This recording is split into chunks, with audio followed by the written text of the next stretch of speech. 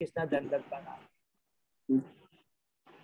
जय राधा माधव जय कुंज बिहारी, जय राधा माधव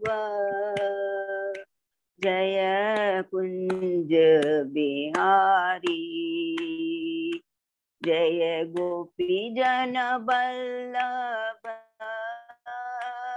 जय गिरिवर धारी, जय गिरिवर धारी, यशोदानंदन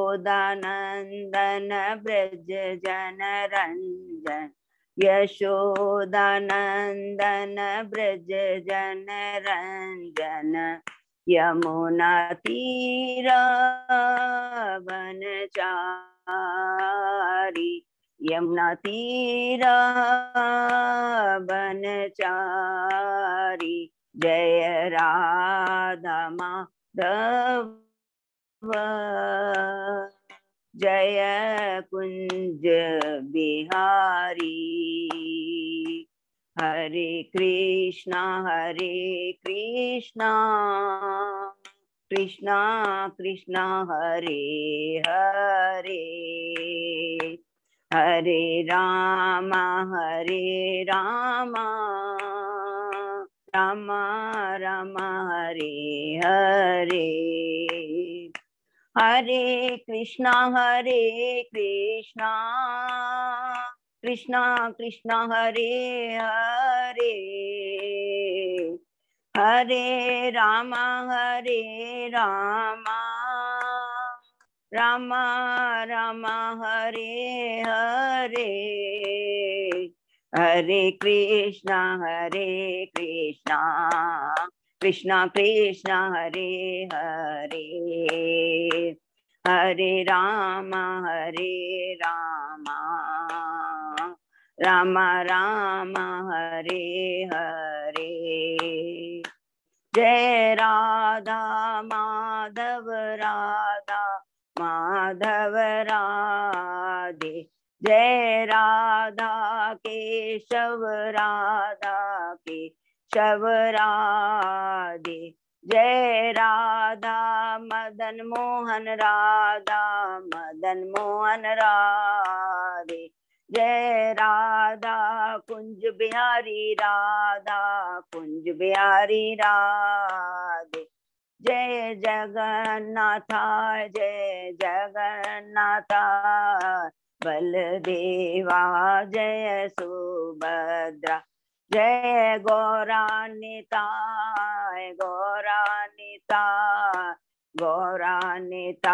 जय गौरानिताय, जय जय प्रभुपाद,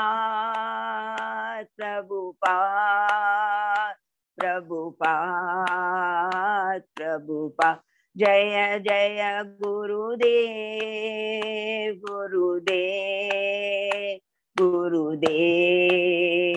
गुरुदेव, हरि नाम संकीर्तन की जय, श्री प्रभुपाद की जय, हरे कृष्ण। हरि बोल। बहुत बहुत धन्यवाद हेमलता माता जी, बहुत ही सुंदर कीर्तन कराया और आशा करता हूँ सभी भक्तों ने बहुत अच्छे से कीर्तन किया होगा। अभी हम लोग मंगलाचरण शुरू करते हैं, सब लोग अपने को म्यूट करेंगे, ठीक है। और उसके पहले जस्ट अजय प्रभु, जस्ट आप सब भक्तों को रिमाइंड कर देता हूँ कि आज भी अभी पता नहीं कि वो रिन्यू हुआ कि नहीं, पता लगेगा तो काइंडली फिर से जैसे ऑफ हो जाएगा तो रीस्टार्ट कर, ठीक है। ओम अज्ञानतिमिरान्धस्य ज्ञानाञ्जनशलाकया चक्षुरुन्मीलितं येन तस्मै श्रीगुरुवे नमः। श्रीचैतन्यमनोभीष्टं स्थापितं येन भूतले स्वयं रूप कदा मह्यं ददाति स्वपदान्तिकं। वन्देऽहं श्रीगुरु श्रीयुतपथकमलं श्रीगुरु वैष्णवांश्च श्रीरूपं साग्रजातं सहगना रघुनाथं वितं तं सजीवं स्वादेतम सर्वभूतम परिचम सहितम कृष्ण चैतन्य देवम श्री राधा कृष्ण पादान सहगना ललिता श्री विशाखा वितांत च नमो ओम विष्णुपादाय कृष्ण पृष्ठाय भूतले श्रीमते भक्ति वेदांत स्वामिन इति नामिने नमस्ते सरस्वती देवे गौरवाणी प्रचारिणे निर्विशेषा शून्यवादी पाश्चात्य देश तारिणे वांछा कल्पतरुभ्यश्च कृपा सिंधुभ्य एव च पतितानां पावनेभ्यो वैष्णवेभ्यो नमो नमः। नमो महावदान्याय कृष्ण प्रेम प्रदायते कृष्णाय कृष्ण चैतन्य नामने गौरत्विषे नमः। हे कृष्ण करुणा सिंधु दीन बंधु जगतपते गोपेश गोपिका कांत राधा कांत नमस्तुते। सप्त कांचन गौरांगी राधे बिंदाबनेश्वरी विश्वभानुसुते देवी प्रणमामि हरिप्रिये नीलांचल निवासाय नित्याय परमात्मने बलभद्र सुभद्रायां जगन्नाथाय ते नमः। जय श्री कृष्ण चैतन्य प्रभु नित्यानंद श्री अद्वैत गदाधर श्रीवासादि गौर भक्त बिंद मुखम करोति वाचालम पंगु लंगे गिरि यत्कृपातमहं वंदे श्री गुरु दीन तारिणम परमानंद माधवम श्री चैतन्य ईश्वरम। हरे कृष्णा कृष्ण कृष्णा हरे हरे हरे राम राम राम हरे हरे। श्री श्री मंगलाचरण की जय। शिला प्रभुपाद की हरे कृष्णा दंडवत प्रणाम संजय प्रभु। हरे कृष्णा।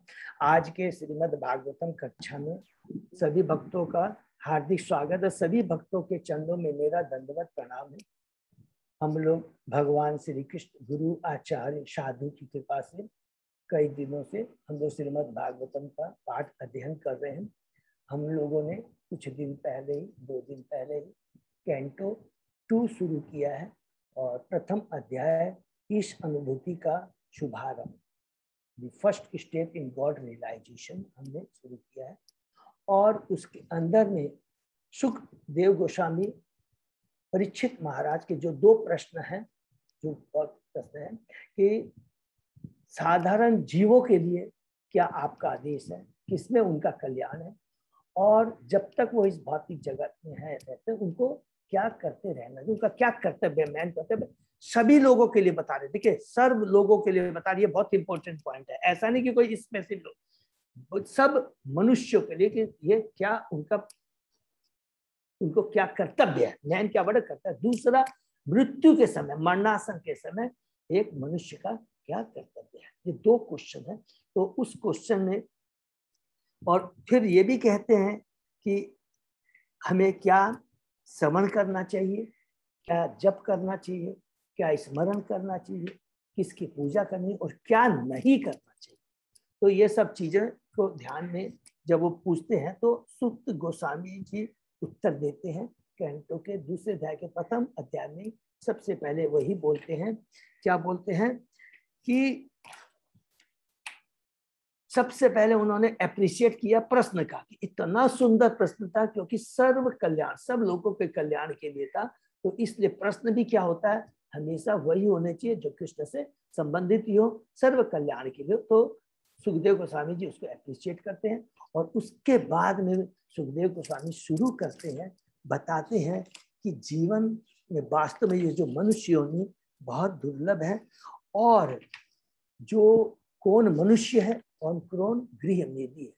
तो गृह मेदी को सुखदेव गोस्वामी ने बड़े ही क्रूर शब्द में उनको अवहेलना किया, उनको डांटा, एक तरह से उनको प्रताड़ित किया, उनको बोला है कि देखिए ये मनुष्य योनि बहुत ही दुर्लभ है और जो गृहस्थ है वो तो भगवान कृष्ण को केंद्र में रख करके अपना जीवन यापन करते हैं। लेकिन जो गृह मेदी होते हैं उनका केवल एक ही उद्देश्य रहता है, खाओ पियो मौज उड़ाओ। उनकी चेतना केवल अपने परिवार समाज के लिए, उनके भौतिक सुख के लिए रहता है। कृष्ण का उनका कोई भी नामो निशान नहीं रहता, कृष्ण का कोई संबंध नहीं रहता है। अर्थात उनकी जो सोच चेतना है वो परशुओं से बढ़कर के नहीं होती है। और 5वें श्लोक में आके वो कहते हैं कि जो समस्त जो वास्तव में अपना कल्याण चाहता है, मुक्ति चाहता है, उसे भगवान का श्रवण, महिमा गान तथा स्मरण करना चाहिए। ये सबसे इंपॉर्टेंट बात वो यहाँ पर कहते हैं।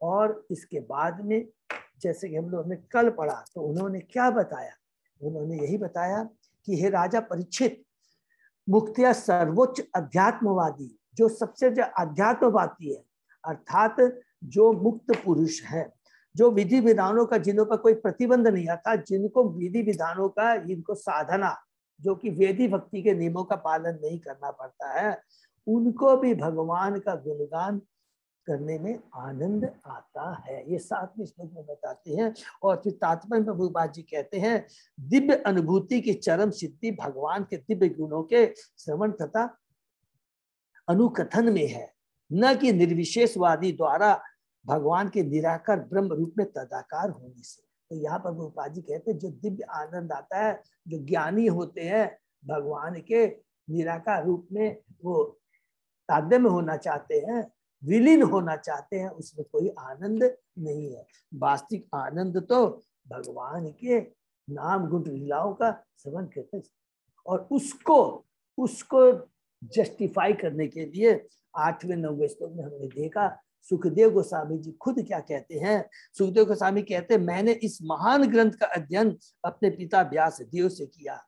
हे राजर्षि, मैं निश्चय ही अध्यात्म में पूर्णता स्थित था। अरे मैं तो बचपन से ही, मैं केवल अपनी माता के गर्भ में 16 साल तक था, और मैं बाहर आने से घबरा रहा था कि कहीं माया के प्रभाव में मैं नहीं पड़ जाऊं, 3 गुणों मुझे जकड़ नहीं ले।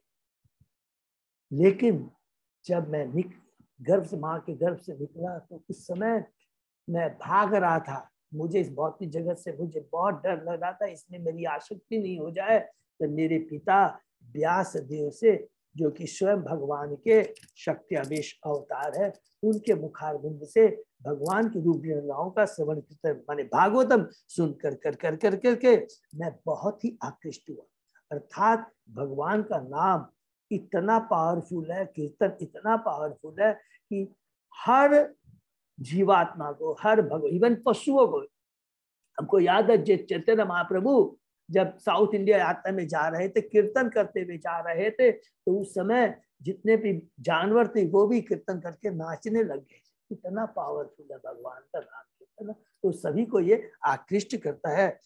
और उन भगवान का जिनका गुणगान साधारण उत्तम श्लोकों के धारा में कहा जाता है, इसलिए वो उत्तम श्लोक कहलाते हैं। स्वयं कौन कह रहे हैं? ये सुखदेव गोस्वामी जी कहते हैं।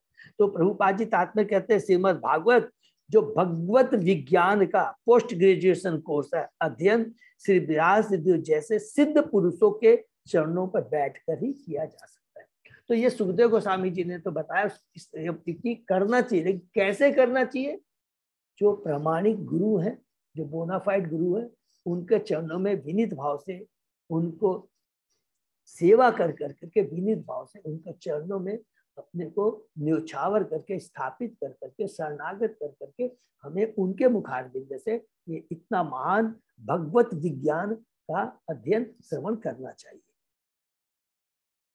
श्री सुखदेव गोस्वामी जी जन्मतात मुक्तात्मा थे, किंतु उन्हें भी अपने महान पिता व्यासदेव श्रीमद् भागवत का अध्ययन करना पड़ा। तो जब सुखदेव गोस्वामी को स्वयं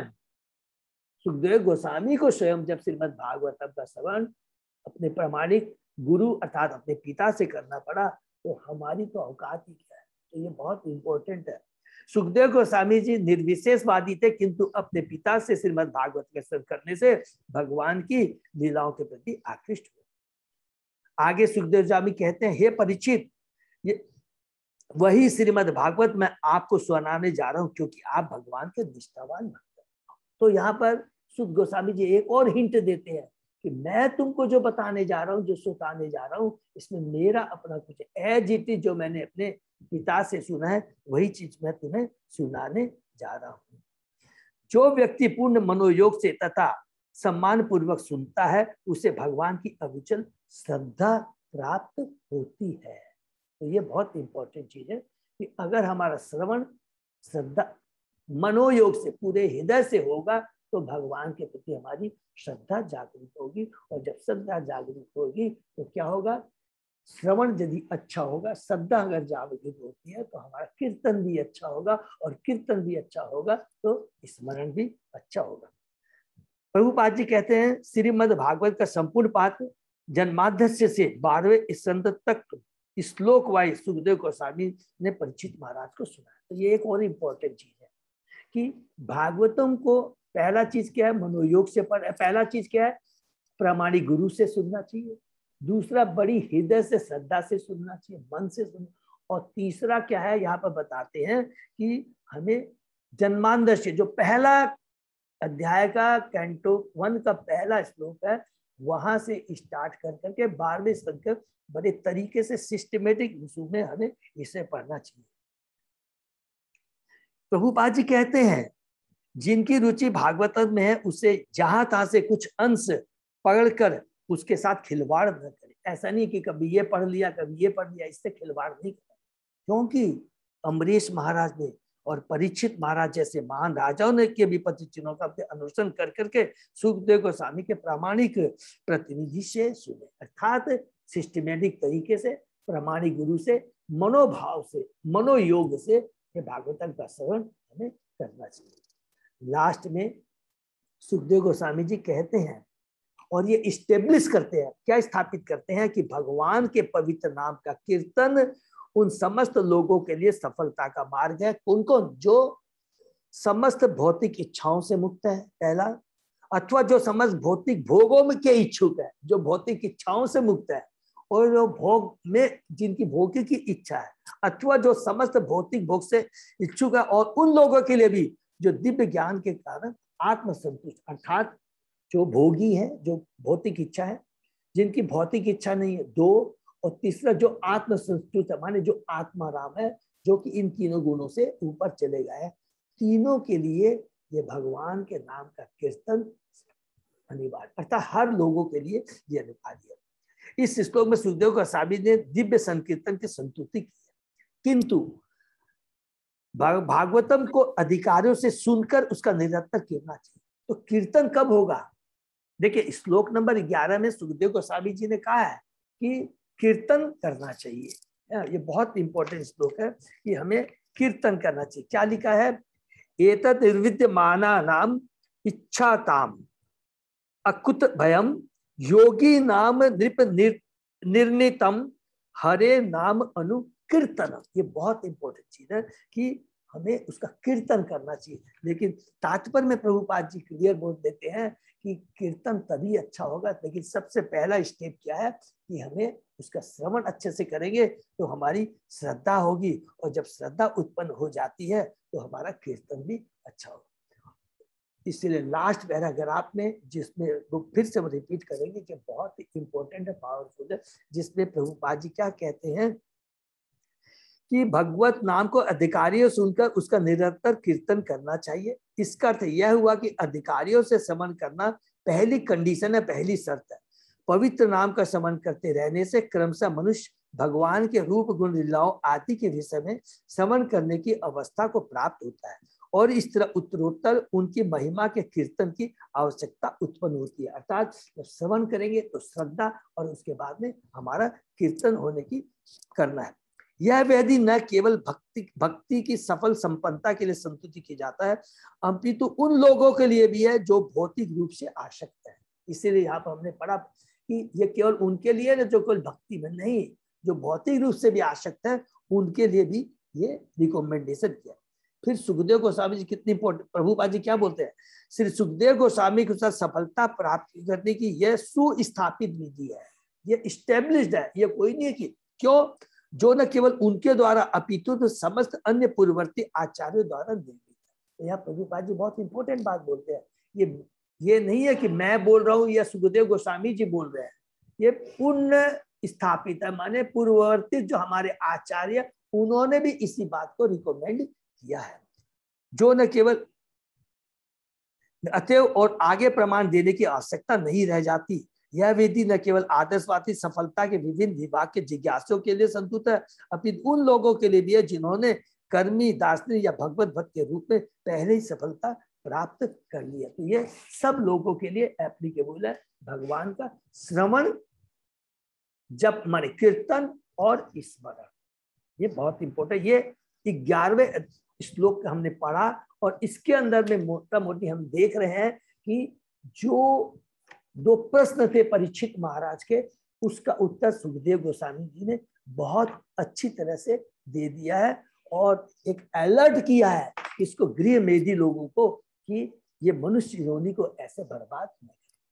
तो इसके आगे हम लोग अब पढ़ेंगे, ठीक है। ओम नमो भगवते वासुदेवाय, ओम नमो भगवते वासुदेवाय, ओम नमो भगवते वासुदेवाय। नारायण नमस्कृत्य नरं चैव नरोत्तमं देवी सरस्वती व्यासं ततो जयमुदीरये। नष्ट प्रायेषु अभद्रेषु नित्यं भागवत सेवया भगवती उत्तम श्लोके भक्ति भवति नैष्ठिकी। आराधयो भगवान ब्रजेश तनय ततधाम वृंदावनम रमया काचिदुपासना व्रजवधु वर्गेण या कल्पिता। श्रीमद्भागवतम प्रमाणम अमलम प्रेमा पुमर्थो महान। श्री चैतन्य महाप्रभु तत् आदरो न पर। हरे कृष्णा कृष्णा कृष्णा हरे हरे, हरे राम राम राम हरे हरे। तो हम लोग शुरू करते हैं। श्लोक नंबर 12 से 11 हमने समाप्त किया था। उसमें सभी भक्तों से प्रार्थना की थी कि जो 10 नाम अपराध, क्योंकि देखिए भगवान के चरणों में अपराध होता है उसको माफ किया जा सकता है, प्रभुपाद जी ने तात्पर्य में लिखा, लेकिन भगवान के नाम के प्रति जो ये अपराध होता है ये बहुत ही खतरनाक होता है, इसको माफ नहीं किया। इसलिए 10 नाम अपराध को सब अच्छे से पढ़ेंगे और अगर हम लोग को समय मिलेगा तो इस 10 नाम अपराध को एक अपराध के ऊपर में हम लोग डिटेल चर्चा करेंगे, ठीक है। तो नेक्स्ट श्लोक नंबर हम लोग अजय प्रभु 12वें श्लोक से शुरू करना है, हम लोग शुरू कर, ठीक है। हाँ प्रभु। किम प्रमतस्य बहुभिः परोक्षे आयनेय वरम मुहूर्तम विदितम घटत्रे श्रेयसे यतः। ऐसे दीर्घ जीवन से क्या लाभ जिसे इस संसार में वर्षों तक अनुभवहीन बने रहकर गवा दिया जाए। इससे तो अच्छा चेतना से पूर्ण एक क्षण होता है क्योंकि वह परमार्थ की खोज करने में लगाने वाला। हरि बोल, ये कितना पावरफुल श्लोक है। इसको श्लोकों को मेमोराइज करना है कि कितनी बड़ी बात कर रहे हैं कि अगर हम लोग 100 साल तक जीते हैं, 1000 साल तक जी रहे हो, तो बता रहा हूँ जितना भी जी ले वैसा जीना क्या जीना है जो गृह मेधी वैसा पशु वाली जो ना जीवन जिए, उससे कोई लाभ। उससे तो अच्छा कि एक क्षण अगर कृष्ण भावना की चेतना में रह करके अगर हम करते हैं वो हमारा कल्याण कर देगा। तो इस बड़े जीवन का कोई लाभ, इस मनुष्य योनि का कोई भी लाभ नहीं अगर हम इसको भगवान की भक्ति में अगर नहीं लगा पाते। तात्पर्य में प्रभुपाद जी कहते हैं, श्री सुखदेव गोस्वामी ने महाराज परीक्षित को प्रत्येक प्रगतिशील व्यक्ति द्वारा भगवान के पवित्र नाम का जप करने की महत्ता का उपदेश दिया। राजा को प्रोत्साहित करने के लिए श्री सुखदेव गोस्वामी ने बल देकर कहा कि जीवन की समस्याओं को जाने बिना सैकड़ों वर्ष तक जीवित रहने से कोई लाभ नहीं है। इससे श्रेयकर तो परमार्थ की चेतना से युक्त एक क्षण का ही जीवन है। जीवन का परमार्थ सत्य चित्तता आनंद से पूर्ण है। हम आत्मा सच्चिदानंद है, भगवान सच्चिदानंद है और सत्य चित्त और आनंद। सत्य मीन्स शाश्वत, चित्त ज्ञान और आनंद। तो यही वास्तविक क्या है, हम आत्मा का कल्याण के बारे में सोचना है, उसके लिए हमें कार्य करना है। जीवन जो लोग भौतिक जगत के बाह्य लक्षणों से मोहग्रस्त रहते हैं और खाओ पियो मौज करो जैसी पाश्विक वृत्ति में लगे रहते हैं, वे अपने महत्वपूर्ण वर्षों को अनदेखा ही गवा रहे हैं। हमें पूर्ण चेतना में रहकर यह समझ लेना चाहिए कि बद्ध जीव को यह मनुष्य जीवन आध्यात्मिक सफलता प्राप्त करने के लिए प्राप्त हुआ है। इस भौतिक जगत से छुटकारा पाने के लिए, जन्म मृत्यु जन्म आदि से मुक्त होने के लिए किया गया है। तो ठीक है,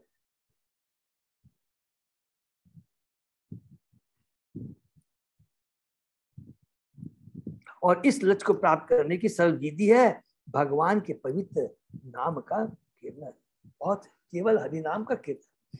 पिछले श्लोक में हमने इस विषय की कुछ हद तक व्याख्या की और आगे हम पवित्र नाम के चरणों का ये प्रभुपाद जी बता रहे हैं, तो इससे थोड़ा और हम लोग आगे जाते हैं। नीचे के तीसरे, भक्त को चाहिए कि निंदक की जीभ काटकर उसे निंदा करने से रोके, और यदि ऐसा न कर सके तो उसे चाहिए भगवत की निंदा सुनने की अपेक्षा। तो यहाँ पर प्रभुपाद जी बता रहे हैं कि जो निंदा जो करता है भक्तों को, कि उससे हमेशा हमें दूर रहना चाहिए। कभी भी निंदा करना एक बहुत बड़ा अपराध है, जो कि हरि नाम का हमने जो पढ़ा था कि 10 नाम अपराधों में सबसे पहला अपराध क्या है? भगवान के पवित्र नाम का प्रचार करने वाले महाभागवतों की निंदा करना। तो चूंकि यहाँ पर हमें कीर्तन करना है, लेकिन कीर्तन तभी अच्छा होगा अगर हम 10 नाम अपराध से बचेंगे। तो यहाँ पर भी प्रभुपाद जी बहुत घबराते हैं। हम बद्ध जीवों को एक बार अलर्ट करने के लिए कह देते हैं कि भक्त को चाहिए कि निंदक की जीभ काटकर उसे निंदा करने से रोके, और यदि ऐसा न कर सके तो उसे चाहिए कि भगत भक्त की निंदा सुनने की अपेक्षा आत्मघात कर ले। हरि बोल। देखिए कितनी बड़ी बात है। तो निंदा नहीं करनी चाहिए। दूसरा, निंदा नहीं सुननी चाहिए। अगर आप में शक्ति नहीं है, अगर आप उस समय सिचुएशन नहीं है, तो सबसे बड़ी बात है, हम लोग भक्ति रसामृत सिंधु में पढ़ेंगे, उसमें भी बताया है प्रभुपाद जी ने, रूप गोस्वामी ने, कि हमको क्या करना चाहिए, वहां उस स्थान से चला जाना चाहिए। अगर नहीं जा सकते तो आत्महत्या कर लेनी चाहिए। इतनी बड़ी बात है, ठीक है। उसके बाद में लास्ट 12 लाइन पैराग्राफ में प्रभुपाद जी कहते हैं, अतः भगवान के परम पवित्र नाम की क्षमता अन्य नाम से नहीं करनी चाहिए, जो कि नाम अपराध में हमने पढ़ा है ना। ब्रह्मा शिव या अन्य शक्तिशाली देवता कभी परम भगवान के समान नहीं हो सकते, जो दूसरा नाम अपराध है सब।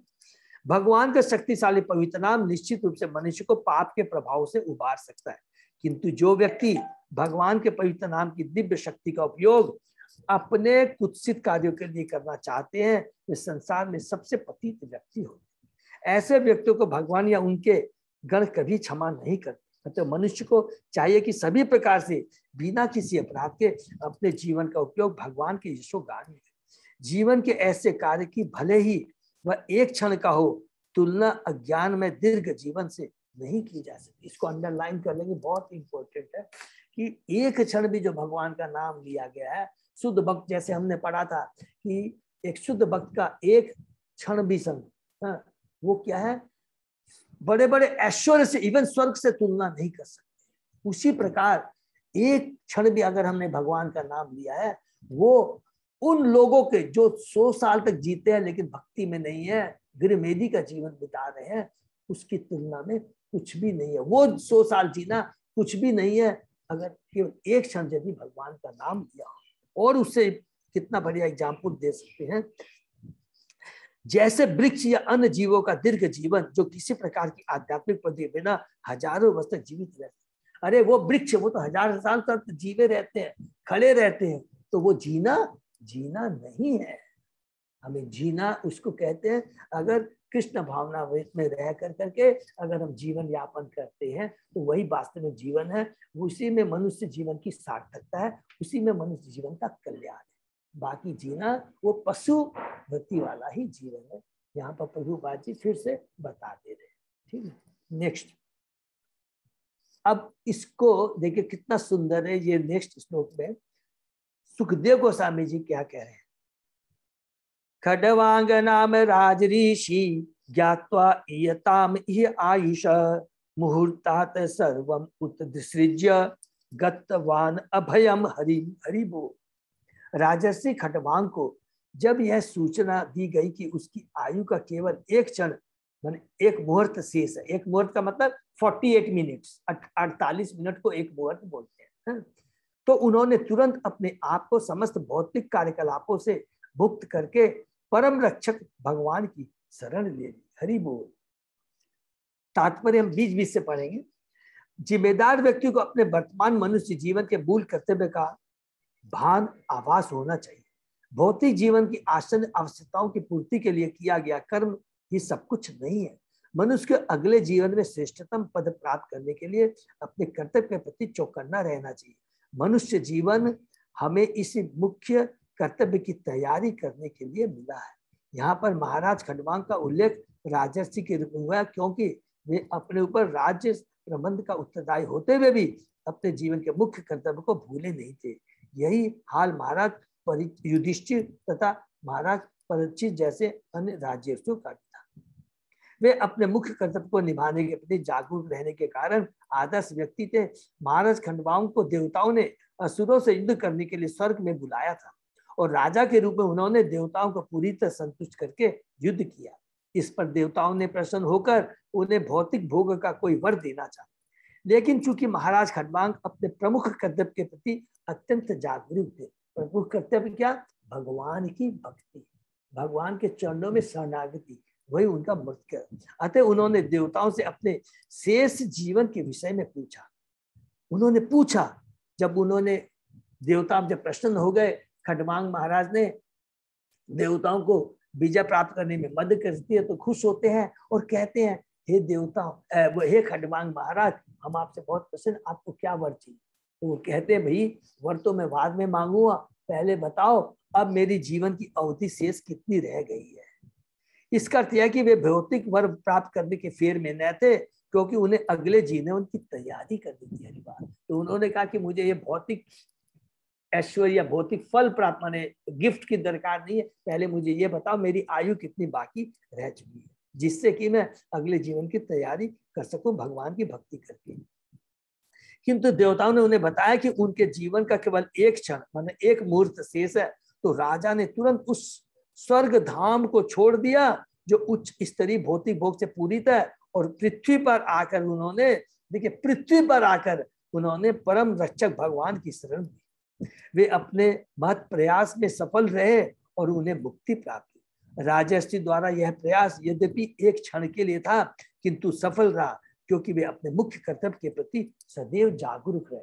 तो हम गृहस्थ हैं, हम सारे कार्य करने हैं, कार्य की मनाही नहीं है, लेकिन जो मूल कर्तव्य है, जो मूल मनुष्य योनि का दायित्व है, उसको हमें नहीं भूलना चाहिए। ये सबसे टॉप है क्या? भगवान की भक्ति, शुद्ध भक्तों के संग में रह करके, ये हमारा मूल कर्तव्य है। ठीक है। इस तरह महाराज परीक्षित महान सुखदेव गोस्वामी द्वारा प्रोत्साहित हुए। यद्यपि उनके जीवन के 7 दिन शेष थे, जिसमें उन्हें श्रीमद् भागवत के रूप में भगवान की महिमा श्रवण करने का मुख्य कर्तव्य करना था। भगवान की इच्छा से महाराज परीक्षित को तुरंत सुखदेव गोस्वामी मिल गए और वे आध्यात्मिक सफलता का जो महान कोष अपने पीछे छोड़ गए, उसका उल्लेख श्रीमद् भागवत में सुंदर ढंग से हुआ। हरि बोल। तो यहाँ पर भगवान महाराज का एक उदाहरण देते सुखदेव गोस्वामी परीक्षित महाराज को, क्यों? अगले श्लोक में हमको समझ में आएगा। हरे कृष्ण साहब, आपको उससे रिक्वेस्ट रहेगा कि अभी डिस्कनेक्ट हो जाएगा 1 मिनट के बाद, तो वापस रिजॉइन कर ले। हरि बोल। तो प्रभु थैंक यू।